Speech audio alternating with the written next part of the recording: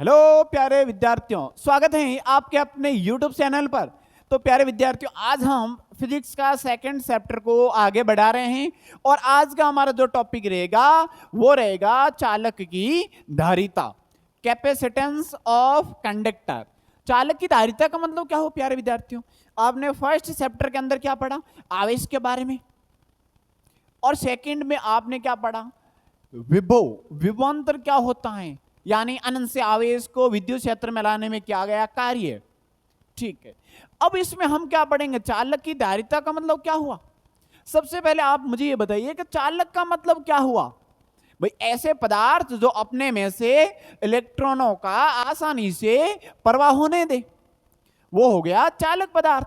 लेकिन उसकी धारिता का मतलब क्या हुआ? वो आवेश ग्रहण करने की क्षमता कहलाएगी, धारिता धारण करने की क्षमता। तो यहां पे इसकी परिभाषा क्या बनेगी? बहुत सिंपल, किसी चालक पदार्थ द्वारा, किसी चालक पदार्थ द्वारा, किसी चालक पदार्थ द्वारा आवेश ग्रहण करने की क्षमता, आवेश ग्रहण करने की क्षमता क्या कहलाती हैं? धारिता कहलाती हैं। क्या कहलाती हैं प्यारे विद्यार्थियों? धारिता कहलाती हैं। चलो, आवेश ग्रहण करने की क्षमता, जैसे कोई भी चालक पदार्थ है तो वो कितना आवेश ग्रहण कर सकता है, वही क्या कहलाएगी? उसकी धारिता कहलाएगी। चलो, यहां पे ये धारिता है ना प्यारे विद्यार्थियों, कोई भी चालक पदार्थ कितना आवेश ग्रहण करना है। जैसे यहाँ पे बना लेते हैं कोई चालक पदार्थ, मान लेते हैं कोई चालक पदार्थ है, ये चालक पदार्थ है। अब ये आवेश कितना ग्रहण करेगा, ये आवेश कितना ग्रहण करेगा? मान लेते हैं इसको आवेश दिया, वो कौन सा आवेश दिया? प्लस क्यू आवेश दिया। तो ये इनके चालक के सतह पर समान रूप से क्या हो जाएगा? ये समान रूप से वितरित हो जाएगा, समान रूप से इनके सतह पर वितरित हो जाएगा। ये भी आपने क्या फर्स्ट चैप्टर के अंदर पढ़ा, ठीक है ना? आवेश वितरण, सतत आवेश वितरण। जी हाँ। अब यहां पे आप क्या कह सकते हैं कि ये चालक पदार्थ हैं। ये कौन सा पदार्थ है? चालक पदार्थ। तो ये चालक पदार्थ जितना आवेश लेगा, यहां से धारिता का जो फॉर्मूला व्युत्पन्न हो रहा है प्यारे विद्यार्थियों, तो वो क्या होगा? ये चालक जितना आवेश ग्रहण करेगा, यानी जितना आवेश ग्रहण करेगा, तो उनका विभव उतना ही ज्यादा बढ़ेगा। प्यारे विद्यार्थियों, आपने विभव की परिभाषा पढ़ा होगा। विभव की परिभाषा का मतलब क्या है? अनंत से आवेश को लेके आएंगे एक बिंदु तक, बहुत सारे आवेश को लेके आएंगे, एक बिंदु पर लेके आएंगे तो या किसी चालक के अंदर लेके आएंगे। भाई, विद्युत विभव की परिभाषा क्या थी? विद्युत क्षेत्र के अंदर अनंत से कोई आवेश लेके आ रहे हो तो वही विद्युत विभव था। तो चालक में आवेश लेके आ रहे हो यानी वो विभव है। जितना ज्यादा आवेश लेके आओगे, आवेश की मात्रा जितनी ज्यादा बढ़ाओगे, विभव उतना ही ज्यादा बढ़ेगा। किसी चालक को जितना आवेश ज्यादा दोगे तो उसका विभव में उतनी ही ज्यादा वृद्धि होगी, यानी Q समानुपाती V, Q समानुपाती V। तो यहां से क्या फॉर्मूला बनेगा? जब ये समानुपाती का चिन्ह हटेगा तो यहां पे कांस्टेंट राशि होगी। ये एक समानुपाती राशि या नियतांक भी कह सकते हैं, ये एक नियतांक है, यानी Q बराबर CV। समानुपाती चिन्ह हटा तो क्या लगा? C। यहां पे क्या है? नियतांक राशि है। और इसे ही क्या कहेंगे? ये तो क्या है प्यारे विद्यार्थियों? दिया गया आवेश। C क्या है? धारिता, चालक की धारिता। और V क्या है? विभव में वृद्धि। तो यहां से पहले आप लिखोगे कि C बराबर क्या फॉर्मूला बनेगा, तो V का क्या लगाओगे? V का यहां से लगाओगे भाग, तो हमें C बराबर क्या प्राप्त होगा? Q upon V, Q upon और V। और ये क्या है? C चालक की धारिता है। क्या है? चालक की धारिता। ये धारिता का फॉर्मूला। जितना आवेश ज्यादा दोगे विभव में उतनी ज्यादा वृद्धि होगी, यानी Q समानुपाती V। जब समानुपाती का चिन्ह हटाओगे तो कांस्टेंट राशि प्राप्त होगी, वही क्या है, इस चालक की धारिता है। जी हाँ, चालक की धारिता की परिभाषा तो एक ये दे सकते हैं, और क्या कह सकते हैं, Q क्या है, चालक को दिया गया आवेश, चालक को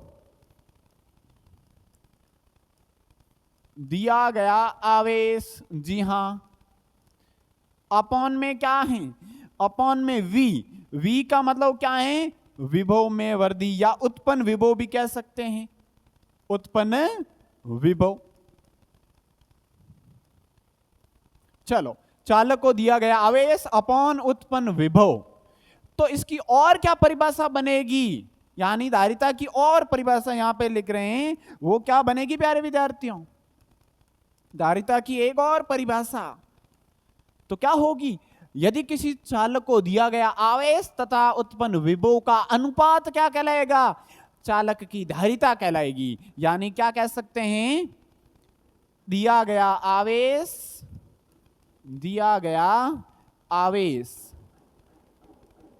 तथा उत्पन्न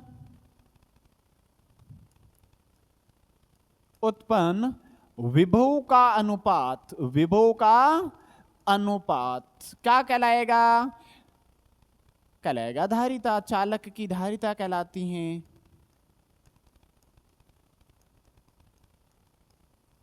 चालक की धारिता कहलाती है।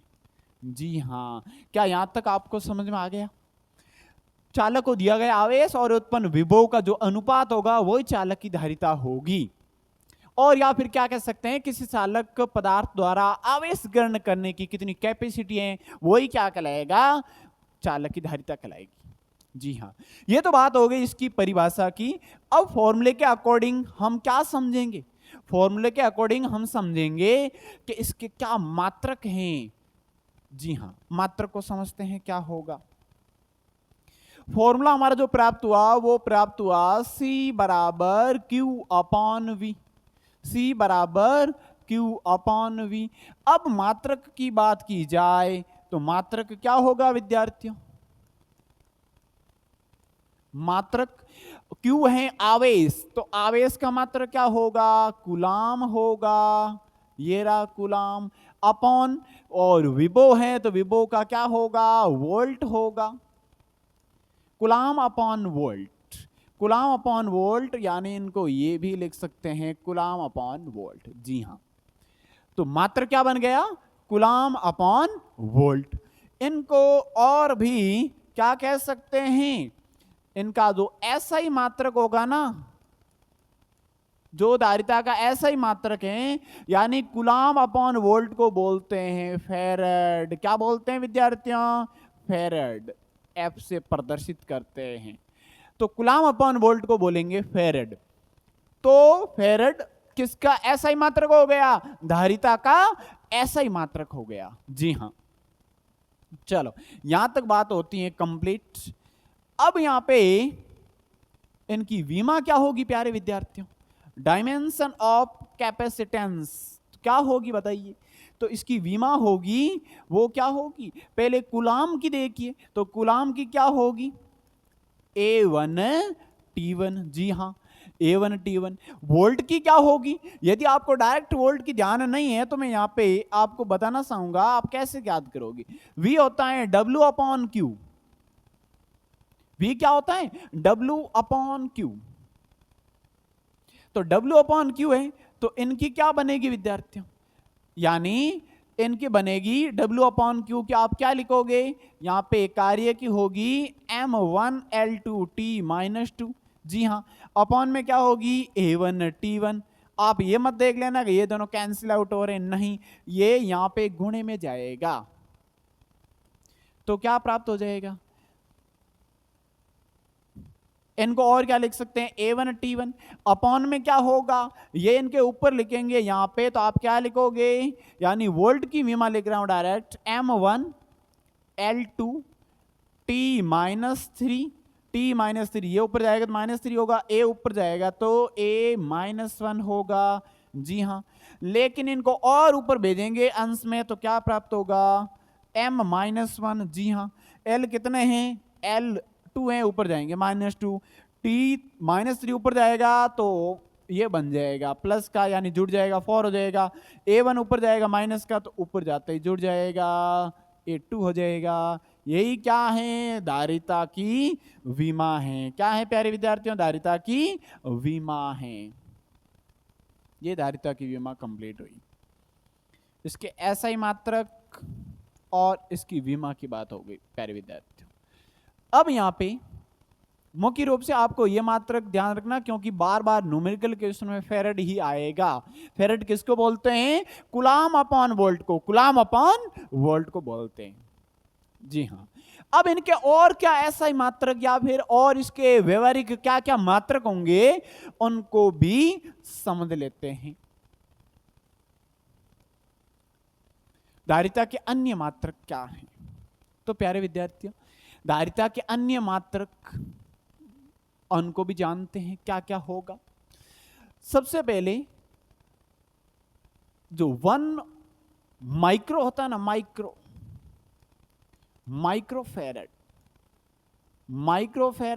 माइक्रोफैरड का मतलब यहां पर इसको आप क्या लिखोगे, माइक्रो है यानी आप माइक्रोफैरड, माइक्रो का मतलब होगा 10 की पावर -6, 10 की पावर -6 और फेरेड यहां पे आ जाएगा। कहने का मतलब माइक्रो का मतलब क्या होगा, 10 की पावर -6, 10 की पावर -6, माइक्रो का मतलब -6। और यदि एक मिली का कहे तो मिलीफैरड, यानी MF। मिली का मतलब होगा 10 की पावर -3, 10 की पावर -3, 10 की पावर -3 मिली होगा, 10 की पावर -6 होगा वो माइक्रो होगा। अब यदि 10 की पावर -9 की बात करें तो वो होगा नैनोफैरड। क्या होगा विद्यार्थियों, नैनोफैरड, यानी NF।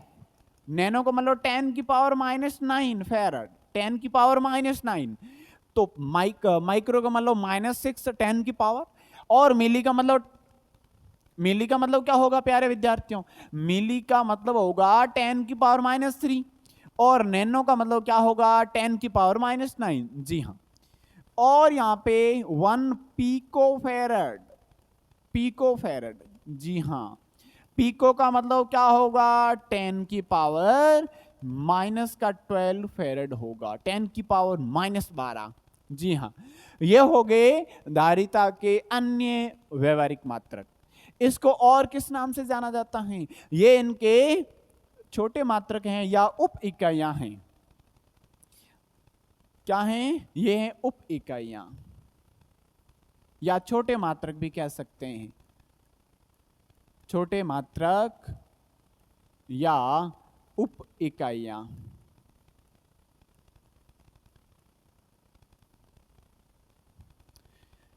अब यहां पे एक फेरेड की परिभाषा भी यहां पे पूछा गया है कि एक फेरेड की परिभाषा क्या बनेगी, उनको भी जान लेते हैं। एक फेरेड की परिभाषा का मतलब क्या हुआ प्यारे विद्यार्थियों, यदि किसी चालक को एक कूलम आवेश दिया जाए जिससे उस आलक में 1 वोल्ट विभव में वृद्धि हो तो क्या कहलाएगा, 1 फेरेड कहलाएगा।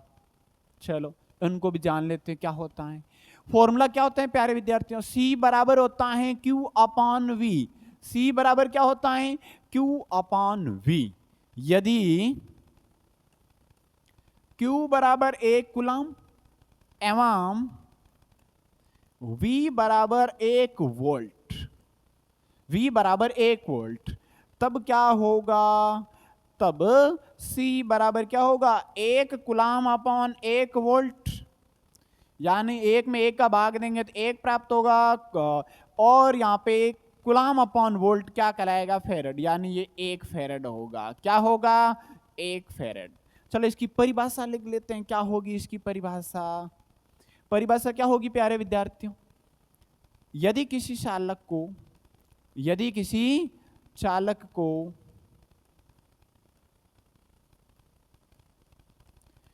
एक कूलाम आवेश दिया जाए। यदि किसी चालक को एक कूलाम आवेश दिया जाए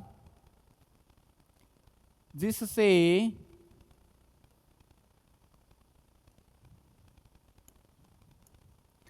उत्पन्न विभव क्या हो, जिससे उत्पन्न विभव 1 वोल्ट हो, उसे ही क्या बोलेंगे, 1 फैरड बोलेंगे। क्या बोलेंगे, 1 फैरड कहते हैं। जी हाँ, यहां तक आपको समझ में आ चुका होगा प्यारे विद्यार्थियों। यदि किसी चालक को 1 कूलाम आवेश दोगे जिससे जो विभव में वृद्धि क्या होगी, 1 वोल्ट विभव में वृद्धि होगी, तो आप क्या कह सकते हैं कि वो क्या है, 1 फैरड हैं। क्या है, 1 फैरड। तो प्यारे विद्यार्थियों, होपफुली आपको यहां तक समझ में आ गया होगा। अब नेक्स्ट कौन सा पॉइंट है, उनका सॉल्यूशन करते हैं प्यारे विद्यार्थियों। अगला हमारा पॉइंट है, धारिता को कौन कौन प्रभावित करता है। धारिता को प्रभावित करने वाले कारक। तो धारिता को कौन कौन प्रभावित करेगा, कि आप आवेश दे रहे हो, विभव में वृद्धि हो रही है, आवेश दे रहे हो किसी चालक को और विभव में वृद्धि हो रही है, तो आप क्या कह रहे हो कि वो क्या है, चालक की धारिता कहलाती हैं, आवेश ग्रहण करने की क्षमता कहलाती है। लेकिन इसको कौन कौन प्रभावित करेगा, तो प्रभावित करने वाले कारक हैं। वो कारक कौन कौन से हैं, उनको लिख ही लेते हैं प्यारे विद्यार्थियों। सबसे पहले क्या होगा, पदार्थ, जो चालक पदार्थ होता है ना, उसका आकार। यानी सबसे पहले इसको कौन प्रभावित करेगा, आकार करेगा। यानी कैसा चालक है उसको आप क्या दे रहे हो, आवेश दे रहे हो, तो चालक के आकार पर निर्भर करता है, या आकार इसको प्रभावित करेगा। फिर क्या होगा, आकृति। क्या होगा, आकृति, कि उसका आकार और आकृति पर भी निर्भर करेगा। उसके बाद में क्या होगा प्यारे विद्यार्थियों, अन्य चालकों की उपस्थिति। अन्य चालकों की उपस्थिति का मतलब क्या हुआ प्यारे विद्यार्थियों, यदि आप जिस चालक को आप आवेश दे रहे हो, जस्ट उनके पास में एक और क्या पड़ा है, चालक पदार्थ पड़ा है, तो वो क्या कहेगा, हाँ अकेले, जी हाँ कुछ हमें भी दे दीजिए। यानी अन्य चालकों की उपस्थिति का भी प्रभाव पड़ता है। जी हाँ, और क्या होगा, उनको भी जान लेते हैं प्यारे विद्यार्थियों। और क्या होगा, यानी पदार्थ का परावैद्युतांक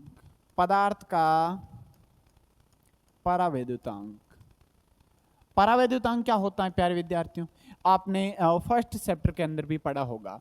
पदार्थ का परावैद्युतांक का मतलब क्या है कि उस चालक पदार्थ के अंदर क्या कुछ माध्यम है, या उनके साइड में कोई माध्यम दूसरा भी है क्या, ये पदार्थ के परावैद्युतांक पर। तो ये ऐसे 4 फैक्ट हैं जो क्या हैं, धारिता को प्रभावित कर सकते हैं। यहां से छोटा क्वेश्चन बन सकता है, डायरेक्ट आपको ध्यान रखना है कि चालक की धारिता को कौन कौन प्रभावित कर सकता है, आकार, आकृति, अन्य चालकों की उपस्थिति, और क्या होगा, पदार्थ का परावैद्युतांक। जी हाँ, अब बात आ रही है कि उपयोग या महत्व क्या है, यानी धारिता का क्या महत्व है, कि आप आवेश दे रहे हो, चालक पदार्थ आवेश ले रहा है, तो इसका क्या उपयोग है। तो प्यारे विद्यार्थियों, आपने जैसे संधारित्र देखा होगा। संधारित्र एक ऐसा उपकरण है, संधारित्र, या फिर आप कह सकते हैं चैल के बारे में भी क्या होगा कि सेल आवेश को ग्रहण कर रहा है, तो आवेश स्टोर कर सकते हैं, जब जरूरत पड़ेगी उस समय उनका उपयोग कर सकते हैं। जैसे पंखों में लगा होता है कैपेसिटर लगा होता है संधारित्र, तो यहाँ पे इसका उपयोग क्या है, आवेश को ग्रहण करके जब जरूरत होगी ना, उनके अकॉर्डिंग उसका उपयोग कर सकते हैं। तो ये इसका क्या उपयोग होगा कि संधारित्र के रूप में, संधारित्र ऐसा उपकरण है उसमें आप क्या कर सकते हैं, आवेश को इकट्ठा कर सकते हैं, संग्रहित कर सकते हैं और जब जरूरत पड़े उनके अकॉर्डिंग आप उपयोग में ला सकते हैं।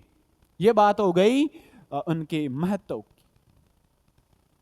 तो प्यारे विद्यार्थियों, अब हमारा जो अगला पॉइंट होगा वो क्या होगा, उनको भी समझ लेते हैं कि किसी विलगित गोलीय चालक की धारिता, विलगित गोलीय चालक, विलगित का मतलब क्या है, आइसोलेट, विलगित का मतलब क्या है, आइसोलेट, यानी ये अन्य चालकों से प्रभावित नहीं होगा।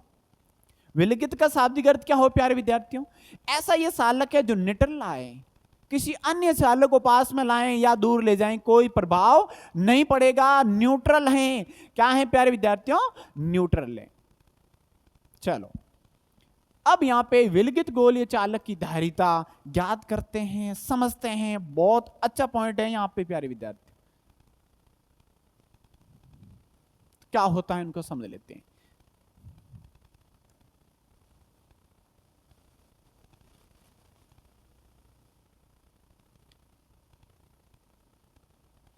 मान लेते हैं ये गोलीय चालक है, इसकी जो त्रिज्या है वो त्रिज्या क्या मान लेते हैं, इसकी यहाँ पे जो केंद्र O हो गया, इसकी त्रिज्या है वो स्मॉल r मान लेते हैं। जी हाँ, अब यहाँ पे बात हो रही है कि आप इसको क्या आवेश दे रहे हो, कितना आवेश दे रहे हो। हम मान लेते हैं इसको +q आवेश दे रहे हैं, तो ये आवेश इनकी सतह पर समान रूप से वितरित हो जाएगा। चलो ये आवेश इनके पृष्ठ पर समान रूप से वितरित हो जाएगा।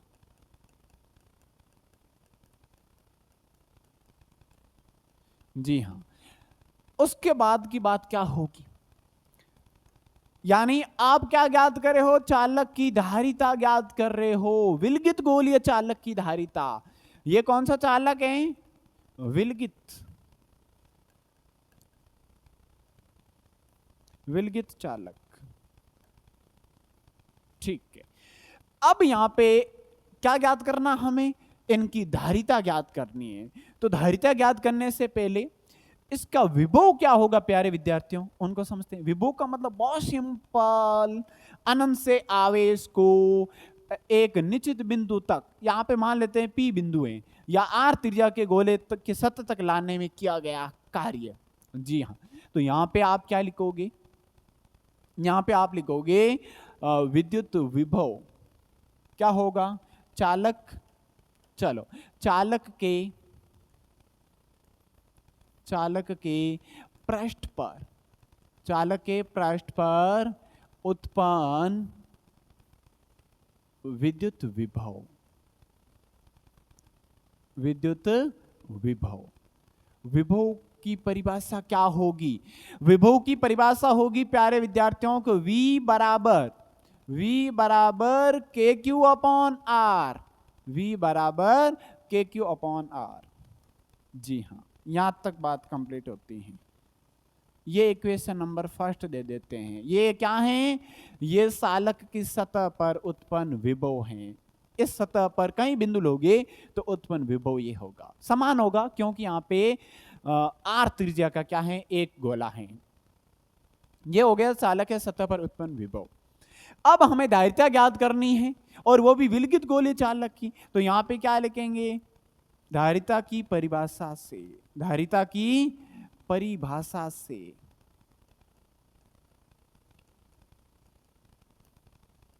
अब चालक की परिभाषा क्या होती है, चालक के धारिता की परिभाषा। जी हाँ, वो होता है C बराबर क्या होगा, Q अपॉन V। C बराबर क्या होगा, Q अपॉन V। इनको इक्वेशन नंबर क्या दे देते हैं, सेकंड इक्वेशन। क्या दे देते हैं, सेकंड इक्वेशन। अब आपको तो क्या ज्ञात करना है, आपको धारिता ज्ञात करनी है। तो समीकरण 1 से V का मान किस में रख लो, समीकरण नंबर 2 में रख लीजिए। V का मान समीकरण 2 में रख लीजिए, तो फिर क्या प्राप्त होगा, क्या होगा प्यारे विद्यार्थियों, चलो उनको समझ लेते हैं।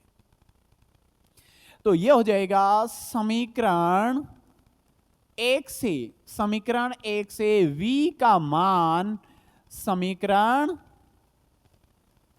2 में रखने पर, समीकरण 2 में रखने पर, समीकरण 2 में रखेंगे तो क्या प्राप्त होगा? c बराबर होगा, वो क्या होगा? Q अपॉन v की जगह ये रखोगे KQ अपॉन R। जी हां, KQ अपॉन R। क्या Q से Q कैंसिल आउट हो रहा है? जी हां, ये R जाएगा ऊपर, तो C बराबर क्या प्राप्त होगा? R upon K।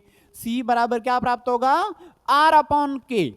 लेकिन आप K के बारे में क्या जानते हो कि K होता है ना, वो होता है K बराबर 1/4πε0। जी हां, जब इन यहां पे K की जगह क्या रखोगे? 1/4πε0, तो ये 4πε0 भी ऊपर जाएगा, तो हमें C बराबर क्या प्राप्त होगा? 4πε0 R। जी हां, क्या प्राप्त हुआ हमें? C बराबर 4πε0 R। C बराबर क्या प्राप्त हुआ? 4πε0 R। ये होती है किसी विलगित गोलीय चालक की धारिता, जिसकी त्रिज्या क्या है? स्मॉल r है। ये होती है गोलीय चालक की धारिता। अच्छा, उसके बाद की बात की जाए, उनके बाद की बात की जाए तो क्या होगा प्यारे विद्यार्थियों? यानी यहां से आप क्या समझ रहे हो कि ये केवल किस पर निर्भर करती हैं? त्रिज्या पर। अभी तो क्या बताया? उसके आकार पर। यदि त्रिज्या बढ़ेगी तो चालक की धारिता भी क्या होगी? बढ़ जाएगी। क्या होगी? बढ़ जाएगी। तो यहां से हमारा जो कॉन्सेप्ट है वो क्लियर होता है। क्या होता है कि C समानुपाती R। क्या होगा? C समानुपाती R। C समानुपाती R, इसका मतलब क्या हुआ? अर्थात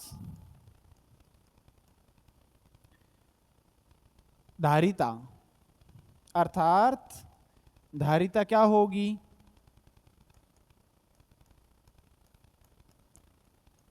त्रिज्या के समानुपाती होगी। जी हां, जितना बड़े आकार का चालक होगा धारिता उतनी ही ज्यादा होगी। अब यहां से बात की जाए तो ये क्या है? चालक की धारिता है, और एप्सिलॉन नोट क्या है? निर्वात की विद्युतशीलता है। आर क्या है? विलगित गोलीय चालक की धारिता। चलो, अगला हमारा पॉइंट है वो क्या होगा? इसी पर आधारित है। अभी मैंने क्या बताया था? ये इनके समानुपाती होती हैं, यानी जितनी ज्यादा त्रिज्या होगी उतनी ज्यादा धारिता बढ़ जाएगी। तो यहां से मुझे बताइए इस क्वेश्चन का आंसर क्या होगा? समानुपाती हैं तो फिर इसका आंसर बताइए क्या होगा विद्यार्थियों? बताइए क्वेश्चन क्या है, आप पढ़ सकते हैं। यदि एक विलगित गोलीय चालक की त्रिज्या 10 मीटर है, कितनी है? 10 मीटर है, तो उसकी धारिता क्या है? जी हां, 100 पिकोफैरड होगी। यदि त्रिज्या 20 मीटर है तो धारिता क्या होगी? ये इनका समानुपाती होता है। क्या होता है प्यारे विद्यार्थियों? समानुपाती है। इसका मतलब जब ये इनका डबल हो रहा है, त्रिज्या डबल हो रही है, तो धारिता भी डबल होगी। यानी आप इनका डायरेक्ट आंसर क्या देख सकते हैं? क्योंकि 10 मीटर है तो 100 पिकोफैरड धारिता थी। यानी यहां पे लिख लेते हैं कि R1 यदि 10 मीटर है, उस समय C1 कितना था? 100 पिकोफैरड।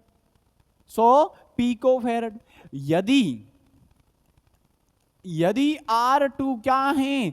20 मीटर हैं, तो C2 आप क्या लिखोगे? इसका डबल लिखोगे। इसका डबल यानी 200 पिकोफैरड। आपको डायरेक्ट आंसर देना है इसमें कि ये समानुपाती होगी। त्रिज्या और धारिता क्या होगी? समानुपाती, यानी समान अनुपात में आएगा। क्या आएगा? समान अनुपात में। अगर आपको पूरा सॉल्यूशन करना है तो कैसे करोगे कि C समानुपाती, आप मान लेते अलग अलग है तो C1 समानुपाती R1, यानी C1 बराबर K R1, तो K बराबर क्या आ जाएगा C1 अपॉन R1। इसी प्रकार यदि आप क्या लोगे C2 समानुपाती R2, C2 बराबर K R2 और K बराबर आ जाएगा C2 अपॉन R2। समान अनुपात में होता है, किस में होता है विद्यार्थियों, समान अनुपात में होता है, दोनों K के बराबर हैं, यानी C1 बटा R1, C1 बटा R1 बराबर C2 बटा R2। रख लीजिए C1 का मान क्या है 100 अपॉन R1 10, C2 कितना है आपको फाइंड करना है, R2 कितना है, जी हाँ 20 है, R2 कितना है 20। इनको आप कैंसिल करोगे या 0 से 0 कैंसिल करोगे, 2 का इस साइड में आप क्या दोगे गुणा करोगे, तो फिर क्या प्राप्त होगा 100 गुणा 2, यानी C2 कितना प्राप्त होगा 200 पिको फेराड। लेकिन इतना आप करोगे तब तक तो ये बड़ा क्वेश्चन आए तब इतना करना है, नहीं तो आप डायरेक्ट कॉन्सेप्ट ध्यान रखना है कि ये एक दूसरे के क्या होगा समानुपाती होगा। क्वेश्चन हमारे ये कंप्लीट होता है। नेक्स्ट क्वेश्चन क्या है प्यारे विद्यार्थियों, नेक्स्ट क्वेश्चन है कि एक गोलाकार चालक की त्रिज्या 9 मीटर है, एक गोलाकार चालक की त्रिज्या 9 मीटर है, तो इसकी धारिता क्या होगी। बहुत सिंपल क्वेश्चन है, तो क्या होगी विद्यार्थी, क्या दिया है, तो दिया क्या गया है, त्रिज्या दी गई है वो भी मीटर में है, तो R बराबर 9 मीटर ये दिया गया है। उसकी धारिता ज्ञात करनी है, यानी क्या ज्ञात करना है, क्या ज्ञात करना है, और हमें ज्ञात करना है धारिता। धारिता क्या होगी C बराबर हमें ज्ञात करना है। ओके, तो फॉर्मूला क्या होता है इन दोनों में फॉर्मूला क्या होगा, अभी तो आपने पढ़ा ना, एक विलगित गोलीय चालक की धारिता क्या होती है, तो यहां पे क्या लिखेंगे 100 की, क्या होगा C बराबर होता है 4 पाई एप्सिलॉन नॉट R, जी हां, लेकिन 4 पाई एप्सिलॉन नॉट की वैल्यू क्या होगी, क्योंकि यदि आप K बराबर देखोगे तो 1/4 पाई एप्सिलॉन नॉट है, और उनकी वैल्यू क्या होती है 9 गुणा 10 की पावर 9, क्या होती है 9 गुणा 10 की पावर 9, वो होती है 1/4 पाई एप्सिलॉन नॉट की, लेकिन आपको चाहिए 4 पाई एप्सिलॉन नॉट, तो उनकी क्या बन जाएगी 1/K कहो, या इसका व्युत्क्रम करो, इसका व्युत्क्रम कर लो, ये बनेगा 4 पाई एप्सिलॉन नॉट, तो इसका भी व्युत्क्रम करो, यानी 1/9 इंटू 10 की पावर 9, ये बनेगी प्यारे विद्यार्थियों। 4 पाई एप्सिलॉन नॉट को जो मान होगा वो होगा 1/9 इंटू 10 की पावर 9। तो यहां पर आप क्या रखोगे, इनकी जगह क्या रखोगे विद्यार्थियों, इनकी जगह तो रखोगे ये वैल्यू, ये हो जाएगा 1/9 इंटू 10 की पावर 9 इंटू में R कितना है 9। अब यहां से आप देख सकते हैं कि 9 से 9 कैंसिल आउट, C बराबर क्या प्राप्त होगा 1/10 की पावर 9, यानी 10 की पावर -9, और इसका मान आएगा वो किस में आएगा, इसका मान आएगा यहाँ पे फेरेड में, क्या आएगा फेरेड में, ये हो गया फेरेड, जी हाँ। अब इनका जो सॉल्यूशन प्राप्त हुआ वो क्या प्राप्त हुआ, C बराबर 10 की पावर -9 फेरेड। ये हमारा क्वेश्चन यहां पर हो रहा है कंप्लीट। नेक्स्ट क्वेश्चन क्या है, नेक्स्ट क्वेश्चन क्या है प्यारे विद्यार्थियों, यहां पे एक कॉन्सेप्ट है आपको डायरेक्ट ध्यान रखना होता है। ये कॉन्सेप्ट क्या है कि यदि किसी चालक को, यदि कोई चालक पदार्थ है उसको किस में रखोगे, के परावैद्युतांक, क्या है के परावैद्युतांक के माध्यम में रखा जाए तो चालक की धारिता के गुना हो जाएगी। कैसे के गुना कैसे होगी प्यारे विद्यार्थियों, इनको अच्छे से समझते हैं। सबसे पहले मान लेते हैं ये चालक है जिसकी त्रिज्या क्या है, त्रिज्या इसकी R है, इसका केंद्र O है। यहां से आपने इनकी धारिता ज्ञात की थी, तो इसकी धारिता होगी ना, वो धारिता का फॉर्मूला क्या बनेगा 4 पाई एप्सिलॉन नॉट आर। जी हाँ, यही बनेगा। इसको इक्वेशन दे देते हैं, इक्वेशन फर्स्ट, इसको इक्वेशन दे देते हैं फर्स्ट। ये तो क्या था, यहां पे आप क्या देख सकते हैं, ये तो क्या है, इसकी धारिता, सालक की क्या है, धारिता। ये क्या है, ये है निर्वात, निर्वात की विद्युतशीलता, निर्वात की विद्युतशीलता।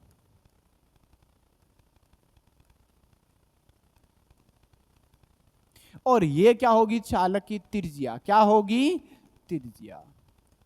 ये फॉर्मूला तो कब काम में आएगा, जब इनके अंदर या इसके बाहर ये पूरा सालक, ये पूरा सालक, ये पूरा सालक वायु में रखा हुआ है या निर्वात में रखा हुआ है, उस कंडीशन में ये फॉर्मूला कार्य करेगा।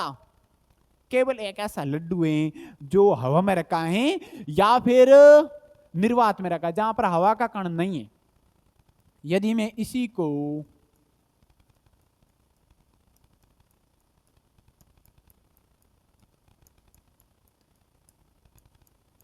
किसी माध्यम में रख दूं, ये क्या है, माध्यम है, क्या है, माध्यम।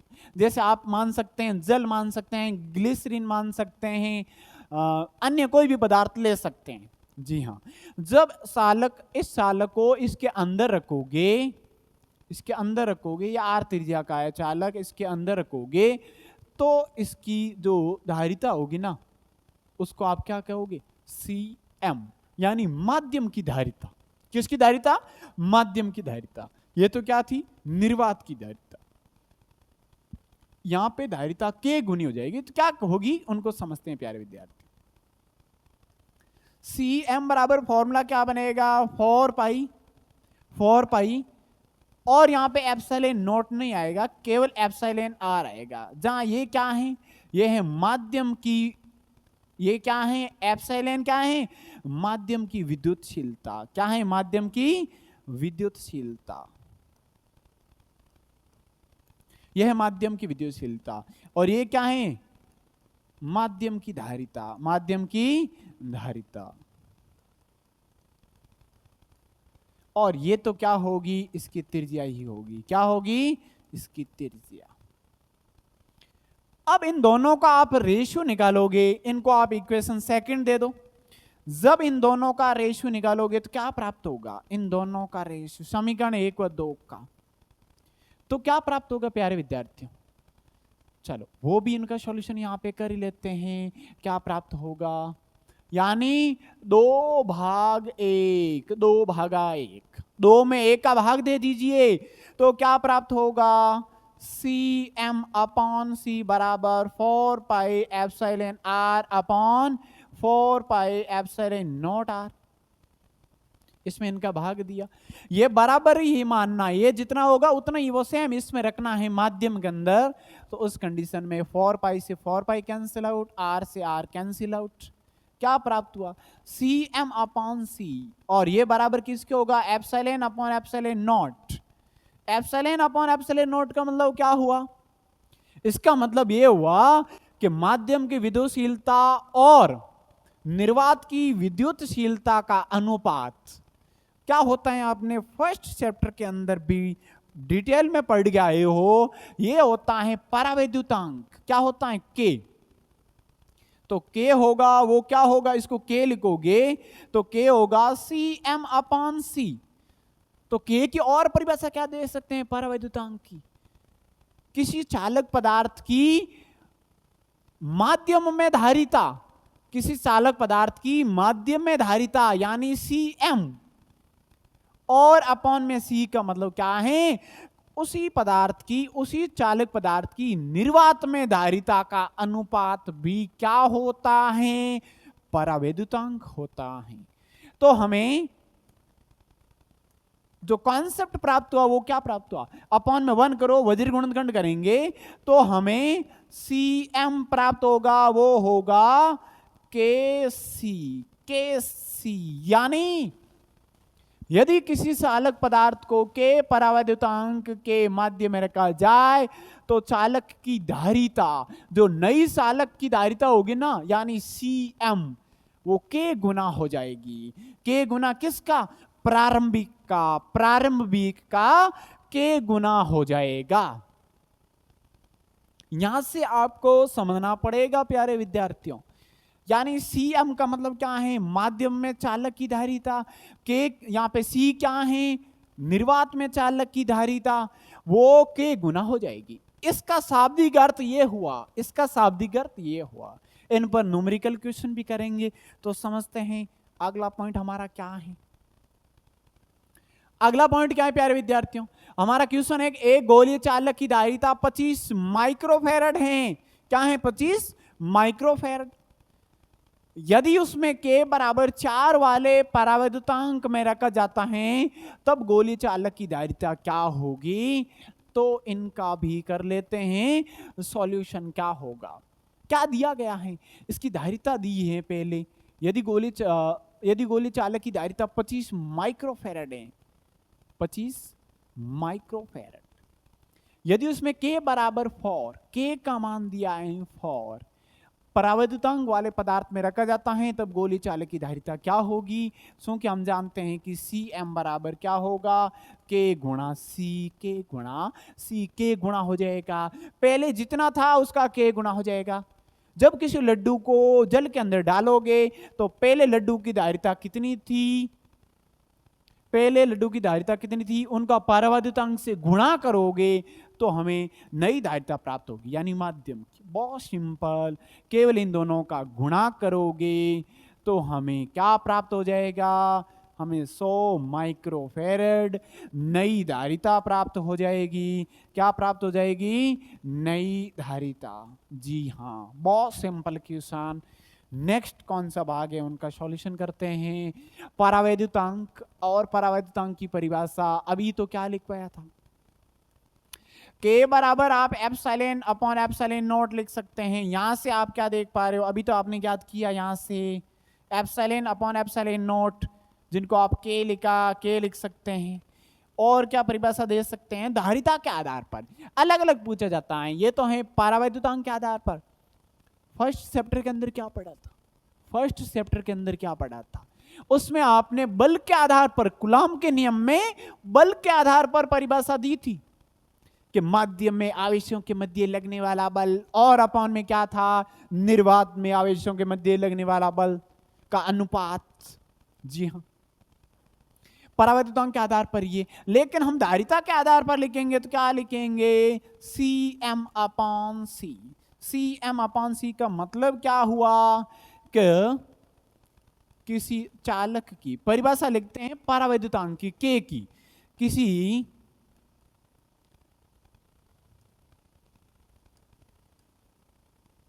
किसी माध्यम में चालक की धारिता, किसी माध्यम में चालक की धारिता एवं निर्वात में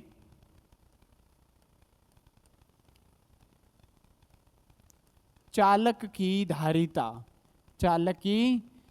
धारिता का जो अनुपात होगा, का अनुपात ही क्या है?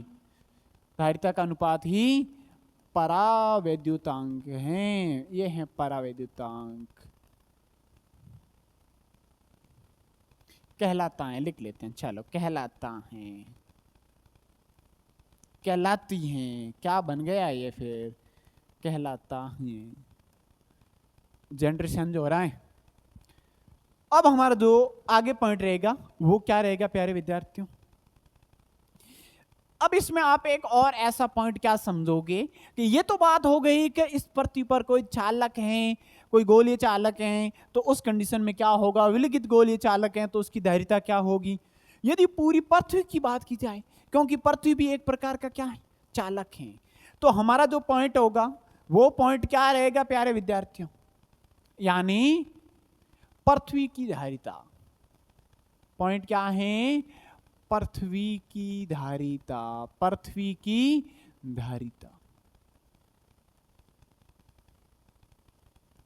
क्या होगी पृथ्वी की धारिता प्यारे विद्यार्थियों? इसमें कुछ अलग नहीं होगा, वो ही होगा जो खुदा करेगा, सोचेगा। यानी पृथ्वी की धारिता का मतलब क्या हुआ? यहां पे आप क्या ले सकते हैं, यहां पे आप चालक क्या ले सकते हैं प्यारे विद्यार्थियों? ये मान लेते हैं पृथ्वी है, ये क्या है? पृथ्वी है, गोला है लड्डू के समान। और क्या मानेंगे? यहां से आप मानोगे ये इसकी त्रिज्या है। जी हाँ, त्रिज्या का काम भी हो गया। ये इसका सेंटर है, इसकी त्रिज्या आप कैपिटल मानोगे आर। क्या मानोगे? Capital R. अब आपको पता है प्यारे विद्यार्थी, ये पृथ्वी की सतह है, तो सतह पर बहुत सारे इलेक्ट्रॉन होते हैं। पृथ्वी भी एक प्रकार का अच्छा चालक है, तभी तो जो बिजली गिरती है तो वो कहाँ पे आती है? पृथ्वी की ओर आती हैं और पृथ्वी के अंदर समा जाती हैं। जी हाँ, ये इसकी त्रिज्या है। तो वो सेम बात हो गई, पृथ्वी की सतह पर विभव होता है, वो इनको मान लेते हैं, इस पर चार्ज है, वो टोटल कितना चार्ज है? प्लस का क्यू है, तो विभव क्या हो जाएगा? यहाँ पे के क्यू बटा कैपिटल आर। और धारिता की परिभाषा से ये होगा इक्वेशन फर्स्ट और सेकंड। समीकरण 1 से मान 2 में रखने पर, समीकरण 1 से v का मान किस में रखोगे? समीकरण 1 से v का मान समीकरण किस में रखना है? 2 में रखने पर। जी हां, रख लेते हैं। तो c बराबर क्या होगा? के क्यू अपॉन c बराबर क्या होगा विद्यार्थियों? c बराबर होगा q अपॉन ये v की जगह रखोगे यहाँ पे, यानी के क्यू अपॉन आर। क्यू से क्यू कैंसिल आउट, c बराबर r बटा के, यानी c बराबर हो जाएगा, वो क्या हो जाएगा? 1 अपॉन के को क्या लिखोगे? 4 पाई एप्सिलॉन नॉट आर। यहाँ पे स्मॉल आर की जगह केवल कैपिटल आर करना है, वही क्या हो जाएगी पृथ्वी के लिए। जी हाँ, अब यहां से आप यदि इसमें भी आप क्या जानोगे कि आप पृथ्वी की धारिता ज्ञात कर सकते हैं। आप पृथ्वी की धारिता ज्ञात कर सकते हैं, ऐसा एक क्वेश्चन भी करेंगे हम। पृथ्वी की त्रिज्या आपको पता होनी चाहिए। पृथ्वी की त्रिज्या एप्सिलॉन नॉट की वैल्यू तो आपको पता है 8.85 इंटू 10 की पावर माइनस का 12। जी हाँ, पाई की वैल्यू 3.14। सब कैलकुलेशन करोगे, त्रिज्या कितनी होती है? 6700 किलोमीटर। उनको मीटर में कन्वर्ट करना पड़ेगा, फिर यहां पे रखोगे तो हमें क्या प्राप्त होगी? पृथ्वी की धारिता। पृथ्वी की धारिता का मतलब क्या है? पृथ्वी कितना आवेश ग्रहण करती है, कितना कर सकती है, वो होती है पृथ्वी की धारिता। लेकिन पृथ्वी की धारिता ज्यादातर क्या मानते हैं? बहुत ज्यादा अनंत मानते हैं। क्यों मानते हैं? इसका कारण आप यहीं से भी कह सकते हैं, इस फॉर्मूले के अकॉर्डिंग भी कह सकते हैं। पृथ्वी की धारिता अनंत होती है, अनंत यानी बहुत सारी होती हैं, जितने अगर आवेश विद्यमान है उनको खींच सकती हैं। कैसे? फॉर्मूले के अकॉर्डिंग क्या देख पा रहे हो? C बराबर क्या होता है? Q upon V। C बराबर Q अपॉन V। यदि विभव 0 है, यदि विभव 0 है, उस कंडीशन में 0 Q अपॉन 0, Q अपॉन 0 का मतलब इनफाइनेट, यानी धारिता क्या होगी? अनंत होगी। जब विभव क्या है? विभव शून्य है। विभव क्या है? शून्य है। विभव शून्य का मतलब क्या है? पृथ्वी की सतह पर ऊपर से कोई भी आवेश पृथ्वी की सतह पर लेके आ रहे हैं, तो कुछ आवेश लेके भी नहीं आ रहे हैं, तो उस कंडीशन में विभव शून्य होगा, यानी पृथ्वी की धारिता अनंत होगी। पृथ्वी की धारिता क्या होगी? अनंत होगी। यानी यहां पे वैल्यू आएगी ना, बहुत ज्यादा आएगी। इसका मतलब बहुत ज्यादा वैल्यू को आप क्या बोलोगे? बहुत ज्यादा वैल्यू को आप ये बोलोगे कि उसकी धारिता क्या है? बहुत ज्यादा है। तो प्यारे स्टूडेंट्स, आज की क्लास में केवल इतना ही। मिलते हैं नेक्स्ट क्लास में, और जो भी डाउट लगे तो कमेंट के जरिए हमें बता सकते हैं। हम आपके लिए सदैव तत्पर रहेंगे। Thank you.